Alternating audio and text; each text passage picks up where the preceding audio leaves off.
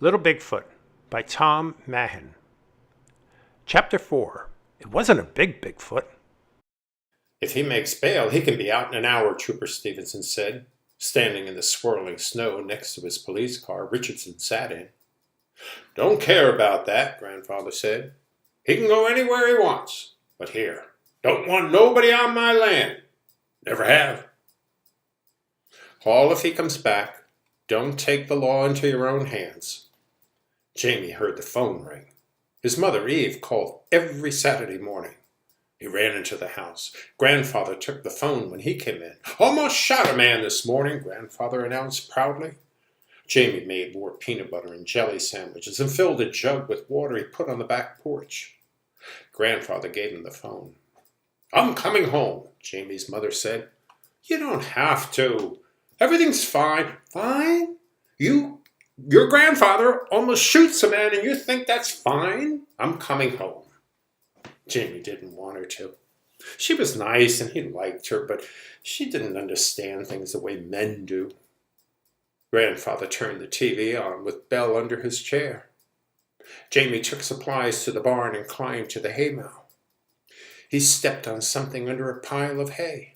The animal sat bolt upright, with its eyes glowing a fiery red and orange. That's why I couldn't find you. Jamie took strands of hay from its face. He was scared, but sensed something good in this animal. Having been around animals all his life on his farm, he could tell if one was good or bad. This one was good, but frightened, like him. Jamie took its hand.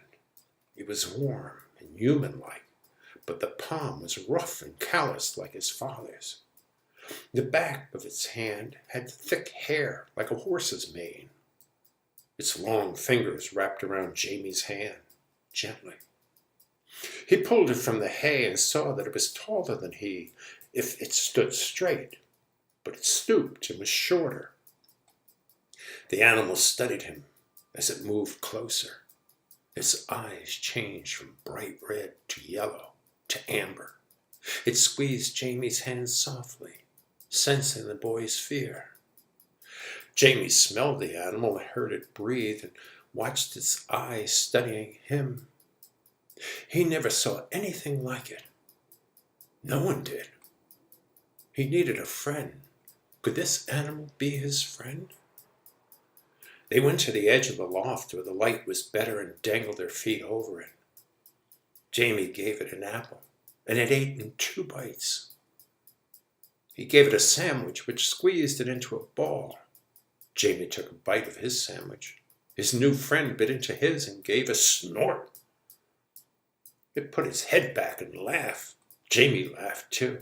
Then it clenched its teeth and screeched a high, piercing scream like a squealing piglet.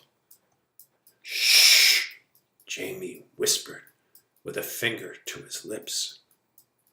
It put a long, hairy finger to its mouth, but couldn't say shh.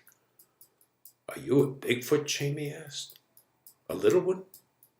It cocked its head like Belle. It's okay. We'll be friends. I'll call you Little Bigfoot. Jamie gave it another sandwich, and it ate it just like the first. It felt good having a new friend, one that needed him, making him feel grown up by caring for something that needed caring. He'd keep it in his grandfather's barn, and only he would know it was there.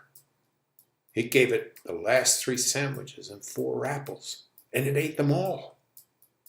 Jamie poured iodine on the wound. The animal flinched. I know it burns, just be still. He put a layer of cotton over the wound and wrapped it with gauze and an ace bandage. After he showed it how to drink water from a jug, it emptied it without stopping. Jamie made a shelter in the darkest corner of the loft and covered it with hay so it could hide and rest while he went to the house for more water and food. Grandfather was watching television. Look at this, Jim boy. Jamie hoped he wouldn't see more wounded pilots. Instead, he saw Ray Richardson with his hands tied behind his back He looked as wild as he had at their front door. It wasn't a big Bigfoot. It was a little one, Richardson said.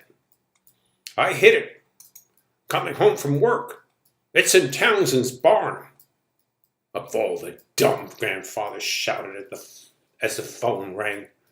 There's no such thing as a Bigfoot, he told the caller. There's no such thing, he shouted at the next caller. Then Grandfather shocked Jamie. If there's a Bigfoot in my barn, I'll shoot it. Richardson won't have to. The phone rang again, but he didn't answer it. Instead, he laid the receiver on the table.